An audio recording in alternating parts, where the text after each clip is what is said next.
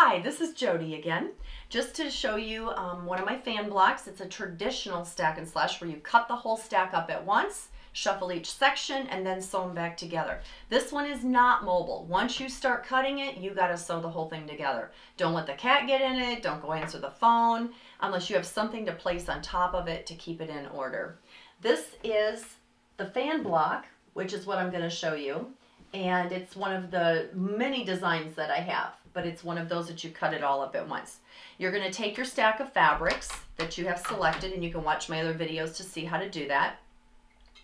And you're going to cut the corner off of your stack. And what I am going to do, when I started doing this, I never measured anything. Just put the ruler down there, guessed, and just cut it off. Because I'm doing this particular stack for a new row by row, I need to make it more exact, so I'm going to measure this. And what you're going to see is that I line up my 45-degree angle on one edge, and I have it at the 3.5-inch point. This particular size block, that looks good to me, and I just kind of eyeball it for each one. But this one will be at 3.5 inches, and I'm going to cut it off.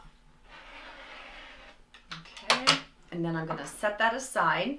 And I'm sorry this is hard to see. I should have had a different fabric on top for you.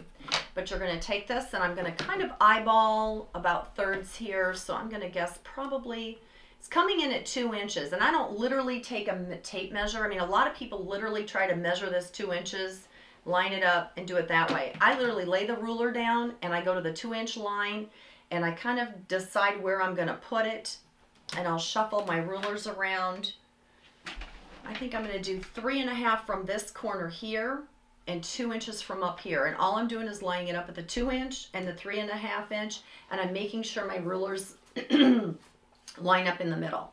So once you've got that and you've established where you want it, you are good to go. And this doesn't make it perfect or exact, it just gets it closer. Okay. Do it this way on this side, 2 and what did I say, 3? Yep, 3.5. I'm going to do the same thing on this side. It'll be a 2-inch from this corner and 3.5 from this one. And I'm just going to keep rotating them around, pivoting them till I get to 2 inches and 3.5. Okay. And because I've already numbered this lower left-hand corner, I'm going to leave those in order. I'm going to move one of these to the bottom. I'm going to move 2 of these to the bottom of this right section. And I'm going to move 3 of these to the bottom. Ooh, I like this. And this is what you get when you do a light, dark scenario. Your lights will show up in the middle. Your darks will be on the outside edge. You can play with them. You know, your goal is to have 4 different fabrics in your blocks. What I'm going to do is I'm going to sew these back together, and this time the dog ear is going to be really small. I'm going to line them up so that they're on one edge, right sides together, and up here where the 1/4-inch seam is, it's a little tiny dog ear. So I'm going to sew these through, and you don't want to pull it again because it is a bias, but you're going to sew all of the middles, top 2, second 2, third 2 to the left side.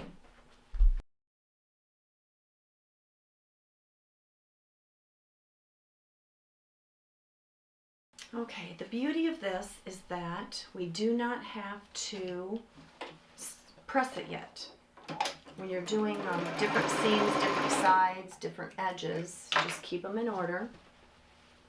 I do have to clip them apart though. I haven't been able to master sewing that right side on without making a mess of the left side when they're all still attached. So you're going to take it, slide these out of the way, and put this up here. Again, you're going to have a dog ear, but it's going to be a little bit reversed. You're still going to look for your dog ear at the top and sew those in. And what you will find, I should show you, the reason that you'll have that is that you'll see at the top, your goal is to get it straight across. If it's not, you're going to trim it off and get it straight before you add the corner.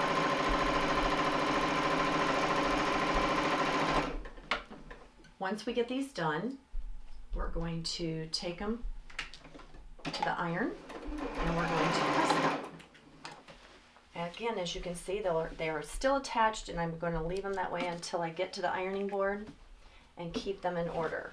And then I'm going to make sure I don't touch my numbers. I'm going to heat set just the seams. Okay. And then I'm going to press them out towards the outside edges. And your goal again is to have this straight across the top. And you may, if you want to, you can trim off your dog ears. You don't have to. Whatever works for you. Your goal is to keep these in order.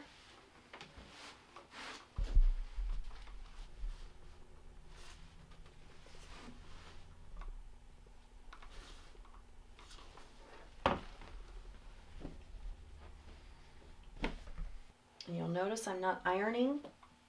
When we're doing quilting, we don't iron anymore, we just press. So I lightly move the iron over the top of the fabric and give it a good hard press. If you're not getting a good press, a flat seam when you're done, your ironing board's too padded. You got too much on there. As you can see, I literally have fabric on top of cardboard, which is not typically what I do. Usually have 1 or 2 pieces of Warm and Natural and then a cover, duck cloth or something over the top of that on a hard board surface. We're back to the cutting mat just to line it up.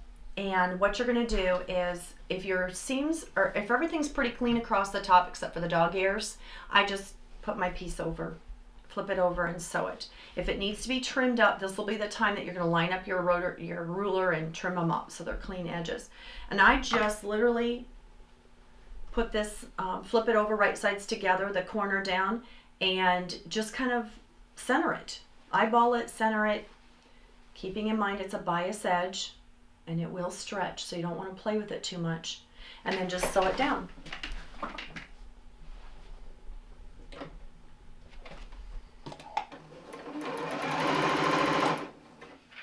And it is helpful to use your purple thing because those little dog ears want to get in the way of the pad. And I learned to use that pad when I first started learning to quilt back in, oh my gosh, 2000, 2001. And a professional quilter taught us that. She had done it professionally for years and said it was the most accurate way she'd ever seen to get accurate seams and accurate, she'd end up with accurate quilts when she's done square quilts.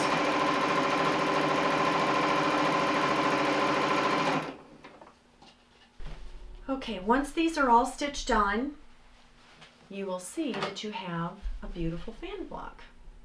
So I'm going to take the numbers off and I will hang on to them. I usually stick them to my machine or somewhere and then I reuse them for the next day, the next stack, whatever I'm doing. There's the fan block. I'm going to go press those and then I'm going to show you how to square those up.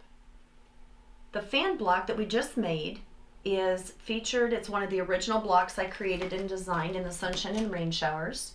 And then I decided I had a challenge, a guild challenge, so I created a whole new design with it, and it's been very popular. And in this particular pattern, there'll be 3 different designs in here. This one is just random. I did not measure any of this and just put it down. These are the leftover blocks from another quilt, and it's actually the blocks on point, and it's very popular, very quick and easy. You literally make 9 blocks, just about what I did just now, and in just a matter of minutes, and then set them together on point. So have a great day. Check out my website at jodysgemsquilting.com. That's JODYS as in Sam, JEMS as in Sam, quilting.com. Have a great day. Bye.